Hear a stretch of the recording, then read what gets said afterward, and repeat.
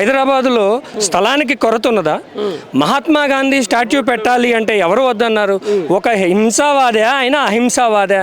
అహింసావాది అంటే ఎవరికి ఇబ్బంది లేకుండా వేరే వారికి మాట్లాడితే చెయ్యెత్తితే తప్పు అని మాట్లాడి ఈ చెంప కొడితే ఈ చెంప చూపించు అని చెప్పే మహాత్మా గాంధీ దానికి కొన్ని వేల కుటుంబాలు నార్సింగి వైపు నుంచి మీరు చివరికి వెళ్ళేదాకా హైదరాబాద్ నగరంలో చూస్తే కొన్ని వేల కుటుంబాలకి ఇబ్బంది పెడుతోంది.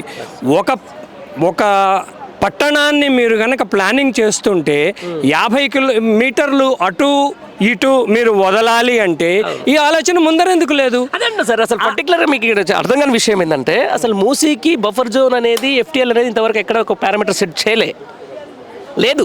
వారు చెప్పటం ఏంటంటే 50 మీటర్స్ రైట్. అది ఇది ఇది ఇది అథెంటికేషన్ కాదు సార్, ఇది అథెంటికేషన్ కాదు, ఇది అథెంటికేషన్ కాదు, గవర్నమెంట్ చెప్పే అథెంటికేషన్ కాదు. 1 మినిట్ సార్. రెండవది, మీరు రూల్ మార్చారు, ప్రజల మంచి కోసమే మార్చారు. అది రాబోయే బిల్డింగులకు పెట్టండి, ఇవాళ రోజు నుంచి పెట్టండి. ఉన్నది ఎట్లా కూలుస్తున్నావు?